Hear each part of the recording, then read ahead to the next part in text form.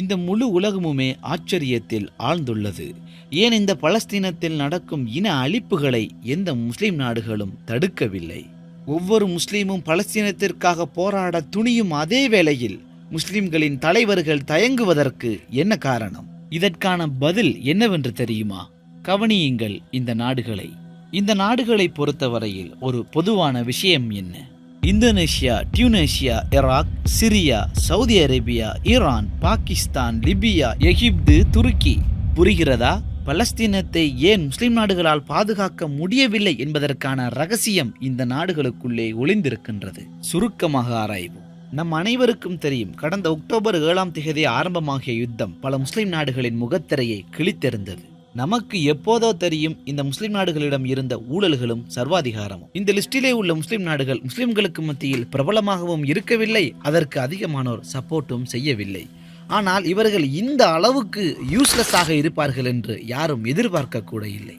சரி, இந்த இடத்திற்கு நாம் எப்படி வந்தோம்? மேற்கத்தியர்களும் உலக மக்களும் புலம்பிக் கொண்டிருக்கிறார்கள், இந்த இஸ்லாமியர்கள் பின்தங்கியவர்கள், நாகரிகமற்றவர்கள், ஒரு நாட்டை கூட சரியான முறையில் நடத்த தெரியாத இவர்களால் எப்படி இஸ்ரேலுடன் அர்த்தமுள்ள சமாதான பேச்சுவார்த்தைகளை நடத்த முடியும்? உண்மையிலேயே இந்த கூற்று நியாயமற்றது. கடந்த 100 ஆண்டுகளாக முஸ்லிம்களுக்கு ஒரு இஸ்லாமிய நாட்டை அமைக்கக்கூடிய எந்த வாய்ப்பும் வழங்கப்படவில்லை. ரவுடி கும்பல்களை பற்றி உங்களுக்கு தெரிந்திருந்தால் இது ஏனென்று உங்களுக்கே புரிந்திருக்கும். கும்பலில் எவர் தன் இடத்தை மீறுகிறாரோ அவருக்கு மூஞ்சில் பஞ்ச் வைக்கப்படும். சொன்னதை செய்யாவிட்டால் தண்ணீரில் மிதக்க வேண்டியதுதான். இந்த உதாரணத்தில் ரவுடி கும்பல்களின் தலைவர்கள் யார்? அமெரிக்காவும் இஸ்ரேலும் தான். அவர்கள் உலகம் முழுவதையும் ஏதோ தங்கள் சொத்தை போல நடத்துகிறார்கள். சமீப காலமாக இந்த கும்பலில் உள்ள முதலைகள் அதிகம் பேரை அடித்து துவம்சம் செய்வதை பார்த்து கொண்டிருக்கிறோம். 2ஆம் உலகப் போருக்கு பிறகு அமெரிக்கா தான் உலகின் மிக சக்தி வாய்ந்த அரசாங்கமாக மாறிவிட்டது. அனைத்து நாடுகளும் அதன் அரசியல் மற்றும் பொருளாதார கொள்கைகளை ஏற்றுக்கொள்ள வேண்டும் என்று திணித்து வருகிறது. அது முதலாளித்துவம், liberal, human rights, feminism, LGBT என்று பலவற்றை சொல்லிக்கொண்டே போகலாம். இந்த கொள்கைகளை அமுல்படுத்த அமெரிக்கா உலகெங்கிலும் எந்த ஒரு அரசியல் தலைவரையும் மாற்றும். அமெரிக்கா இதனை ரெஜீம் சேஞ்ச், ஆட்சி மாற்றம் என்று ஸ்டைலாக சொல்கிறது. ஆனால் அதன் உண்மை நிலை அடிச்சு நாட்டை சூறையாடுவதுதான். அமெரிக்கா இந்த ஆட்சி மாற்றத்தை செய்வதற்கு அரசியல் தலைவர்களை கொலை செய்கிறது, இல்லை என்றால் உள்நாட்டு அரசியல் சதிகளுக்கு உதவி செய்கிறது, அதுவும் இல்லை என்றால் மக்கள் புரட்சியை தூண்டுகின்றது. கடைசியில் ஒன்றுமே முடியாவிட்டால் சில வேளைகளில் இராணுவ படைகளை கொண்டு ஆக்கிரமிக்கிறது. இந்த செயல்பாடுகள் அனைத்தையும் ஆவணப்படுத்தும் பல அகாடமிக் புத்தகங்கள் உள்ளன. அதில் சமீபத்தில் வெளியாகிய ஒரு சிறந்த புத்தகமான கோர்னல் யூனிவர்சிட்டியால் வெளியிடப்பட்ட லின்சி ஏ ஒரோர்கால் எழுதப்பட்ட புத்தகமான கவர்ட் ரெஜீம் சேஞ்ச், அமெரிக்காவின் ரகசிய பனிப்போர் என்ற புத்தகத்தில் ஒரோர்க் ஆவணப்படுத்துகிறார். 1947 இருந்து 1989 வரையான பனிப்போர் காலகட்டத்தில் அமெரிக்க அரசு 64 ரகசிய ஆட்சி மாற்றங்களையும் 6 வெளிப்படையான ஆட்சி மாற்றங்களையும் நடத்தியிருக்கிறது என்று எழுதுகிறார். அமெரிக்கா பனிப்போரை தொடர்ந்து வந்த 3 தசாப்தங்களில் அதிகமான ஆட்சி மாற்றங்களை நடத்தியிருப்பதை காண முடிகிறது.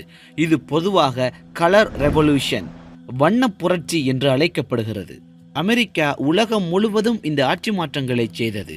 லத்தீன் அமெரிக்கா, கிழக்கு ஐரோப்பா, ஆப்பிரிக்கா, தென்கிழக்கு ஆசியா என்று பல இடங்களே ஆட்சி மாற்றங்களை செய்தது. ஆனால் எங்கு அதிகமாக செய்தார்கள் என்பது உங்களுக்கும் தெரியும், எனக்கும் தெரியும். ஆம், முஸ்லிம்கள் அதிகமாக வாழுகின்ற மத்திய கிழக்கு நாடுகளில்தான். காரணம் என்ன? ஆம், இஸ்ரேல் தான். இஸ்ரேல் உருவாகி பல ஆண்டுகளுக்கு பிறகு அது பல எதிரிகளை உருவாக்கி இருக்கிறது. அது சரி, மக்களை இன அழிப்பு செய்து அவர்களை நிலங்களை கொள்ளையடித்தால் எதிரிகள் உருவாகாமல் என்னவாகும்? முஸ்லிம் நாடுகள் இஸ்ரேலின் இந்த நீண்டகால பயங்கரவாதத்தையும் பலஸ்தீனியர்களுக்கு எதிரான இன அழிப்பையும் ஏற்றுக்கொள்ளவில்லை. இதற்கு பதிலாக இஸ்ரேல் என்ன செய்தது? அதை சுற்றி இருக்கும் அனைத்து அரபு நாடுகளையும் எதிரிகள் என்று லேபிள் செய்தது. இஸ்ரேலின் குறிக்கோள் என்னவென்றால், இந்த முஸ்லிம் நாடுகளில் உள்ள தலைவர்கள் எந்த ஒரு அச்சுறுத்தலையும் இஸ்ரேலுக்கு எதிராக திருப்பக்கூடாது. அப்படி திருப்பினால் அந்த தலைவர் அதிக காலத்திற்கு வாழ முடியாது. இதற்காக இஸ்ரேல் பெரும்பாலும் அமெரிக்காவை ஏவிவிடும். சில வேளைகளில் இஸ்ரேலே சதித்திட்டத்தை தீட்டும். இந்த விஷயங்கள் எதை விளக்குகின்றது என்றால், 2ஆம் உலகப் போருக்கு பின்னர் அமெரிக்காவும் இஸ்ரேலும் முஸ்லிம் நாடுகளின் அரசியல் சிந்தனையையே மாற்றிவிட்டன. அதாவது அவர்கள் தொடர்ந்து செய்யும் ஆட்சி மாற்றங்கள், கூட்டுச்சதிகள், ஆதிக்கங்கள், புரட்சிகள் மற்றும் தலைவர்களை கொலை செய்தல் என்பன முஸ்லிம் தலைவர்களை முதுகெலும்பற்ற கையாட்டி பொம்மைகளாகவே மாற்றிவிட்டது. இவர்களில் பெரும்பான்மையானவர்கள் வெளிநாட்டு சக்திகளுக்கு அடிமைகளாகவும் ஊழல்வாதிகளாகவுமே இருக்கின்றனர். அவர்கள் ஆட்சி செய்யக்கூடிய முஸ்லிம்களின் நலனை கூட அவர்கள் பொருட்படுத்துவதில்லை. இதற்கு என்ன ஆதாரம் என்று நீங்கள் கேட்கலாம். கடைசி 6 தசாப்தங்களில் அமெரிக்காவும் இஸ்ரேலும் இணைந்து உலகின் மிக முக்கியமான முஸ்லிம்கள் பெரும்பான்மையினராக வாழும் நாடுகளின் தலைவர்களை மாற்றியுள்ளனர் அல்லது மாற்ற முயற்சித்துள்ளனர். இந்த நாடுகளின் பட்டியலில் Indonesia, Tunisia, Iraq, Syria, Saudi Arabia, Iran, Pakistan, Libya, Egypt, Turkey என்று அடுக்கிக் கொண்டே போகலாம். ஆரம்பத்தில் நாம் போட்ட லிஸ்ட் ஞாபகம் இருக்கிறதா? ஆம், இந்த விஷயம்தான் இந்த நாடுகளுக்கெல்லாம் பொதுவான ஒன்று. இதில் சில அரசியல் தலைவர்கள் இஸ்லாத்தை ஆதரித்துள்ளார்கள், ஏன் இஸ்லாமிய அரசியலை கூட ஆதரித்திருக்கிறார்கள். மற்றவர்கள் மிகவும் மதச்சார்பற்றவர்களாக இருந்திருக்கிறார்கள். இன்னும் சிலரோ இஸ்லாமிய அரசியலை கடுமையாக ஒடுக்கினார்கள். ஆனால் இந்த அனைத்து தலைவர்களுக்கும் பொதுமையாக இருந்தது ஒரே ஒரு விஷயம்தான். அவர்கள் அவர்களின் இடத்தை மறந்து விட்டார்கள். அவர்கள் அமெரிக்காவுக்கு கட்டுப்பட்டு நடக்க வேண்டும் என்பதை விரும்பவில்லை. இஸ்ரேலுக்கு தலையாட்டி பொம்மையாக இருப்பதை மறுத்தார்கள். இந்த இழிவான செயலுக்கான தண்டனை என்ன? மரணம். முஸ்லிம்கள் பெரும்பான்மையாக இருந்த முஸ்லிம் நாடுகளின் தலைவர்களை குறிவைத்து ஆட்சி மாற்றம் செய்த செயல்பாடுகளின் ஒரு சிறிய லிஸ்டை பாருங்கள். பாலஸ்தீன் 1940களில் இருந்து இஸ்ரேல் தொடர்ந்து பலஸ்தீனிய தலைவர்களை கொலை செய்து வருகிறது. சில சமயங்களில் வெளிப்படையாகவும் இந்த கொலைகளை செய்கிறது. உதாரணமாக 2004இல் ஹமாஸ் தலைவர் அகமது யாசின் கொலை செய்யப்பட்டது. மற்ற சமயங்களில் மறைமுகமாக செய்கிறது. உதாரணமாக 2004இல் PLO தலைவர் யாசிர் அரபாத்தின் மரணத்திற்கு இஸ்ரேல் தான் காரணமாக இருந்ததாக பல ஆதாரங்கள் உள்ளன. அவர் குறிப்பாக விஷம் கொடுத்து கொல்லப்பட்டிருக்கலாம் என்று கூறப்படுகிறது. இந்தோனேஷியா 1966இல் அமெரிக்கா இந்தோனேஷிய ஜனாதிபதியான சுகர்னோவை ஒரு உள்நாட்டு அரசியல் சதியை கொண்டு அகற்றியது. சவுதி அரேபியா 1975இல் அமெரிக்கா சவுதி அரேபியாவின் கிங் ஃபைசலை கொலை செய்தது.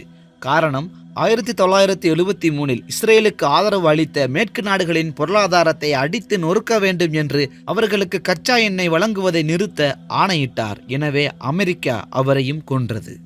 ஈரான் 1953இல் அமெரிக்காவும் UKயும் சேர்ந்து ஈரானிய பிரதமரான முகமது முசத்திக்கை ஒரு உள்நாட்டு அரசியல் சதியை கொண்டு அகற்றினார்கள்.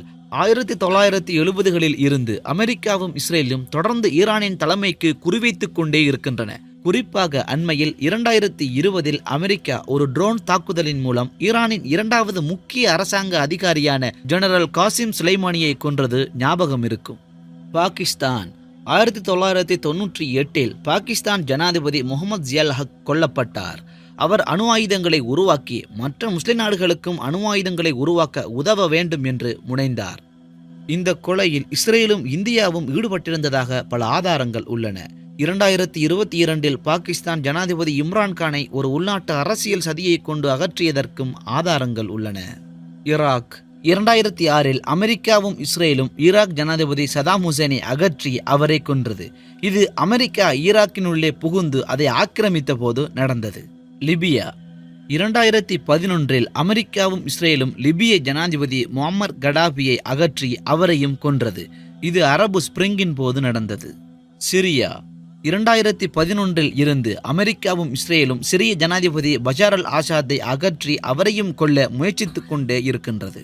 எகிப்து 2013இல் எகிப்திய ஜனாதிபதி முகமது முர்சியை உள்நாட்டு அரசியல் சதியை கொண்டு நீக்குவதற்கு இஸ்ரேல் உதவி செய்தது.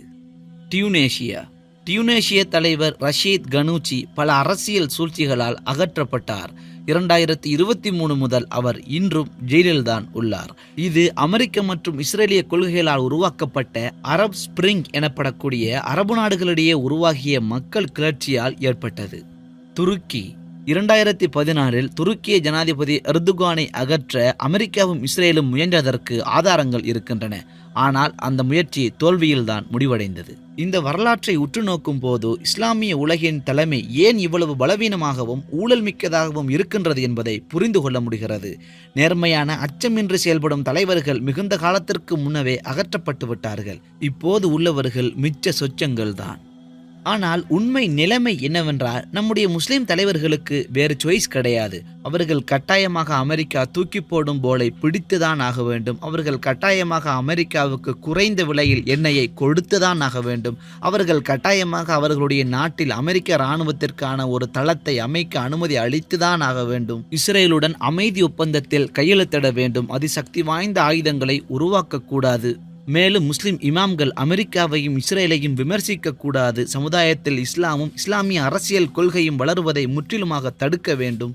அல்லது மனித உரிமைகள் என்ற பெயரில் LGBT ஃபெமினிசங்களை புகுத்த வேண்டும். சுதந்திரமான பேச்சுக்கள் என்ற பெயரில் நபிகளார் ஸல்லல்லாஹு அலைஹி வஸல்லம் அவர்களை அவமதிக்க அனுமதி அளிக்க வேண்டும். இவைகளெல்லாம் முஸ்லிம்களிடையே எதிர்ப்பையும் வெறுப்பையும் உருவாக்கும். ஆனால் நம் முஸ்லிம் தலைவர்களோ ரவுடி கும்பல்களின் தலைவர்களை சந்தோஷப்படுத்த, அமெரிக்காவையும் இஸ்ரேலையும் திருப்திப்படுத்த இதை செய்கிறார்கள். எனவே மக்களுக்கு விருப்பமில்லாத கொள்கைகள் புகுத்தப்படும் போது வெறுப்பும் கிளர்ச்சியும் உருவாகும். எனவே இதை தடுக்க அவர்கள் ஒரு சர்வாதிகார ஆட்சியை தான் செய்ய வேண்டும். மக்களை இரும்பு கரம் கொண்டு ஆட்சி செய்ய வேண்டும். எந்த ஒரு சிறிய அரசியல் எதிர்ப்பையும் முடக்க வேண்டும். இப்படி செய்தால் மட்டுமே தான் அவர்கள் தங்கள் ஆட்சியை பாதுகாத்து கொள்ள முடியும். எனவே இந்த எல்லா காரணங்களும் தான் ஏன் நம்முடைய முஸ்லிம் நாடுகளின் தலைவர்கள் பலஸ்தீனத்தில் நடக்கும் இனப்படுகொலையை தடுக்க முன்வரவில்லை என்பதற்கு காரணங்களாகும்.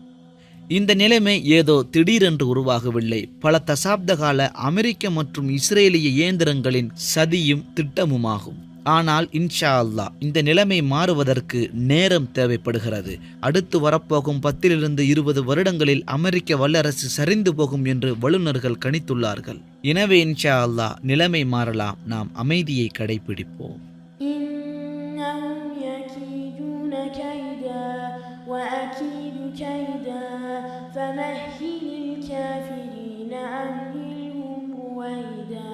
எனவே இன்ஷா அல்லாஹ் நம்முடைய இந்த தவ முயற்சிகளுக்கு நீங்கள் உதவி செய்ய விரும்பினால் பைமிய கஃபியில் உதவி செய்ய முடியும். எனவே இன்ஷா அல்லாஹ் உங்களை அடுத்த வீடியோவில் சந்திக்கும் வரை பாரக்கல்லாஹு லி வலக்கும். வஸ்ஸலாமு அலைக்கும் வரஹ்மத்துல்லாஹி வபரகாத்துஹு.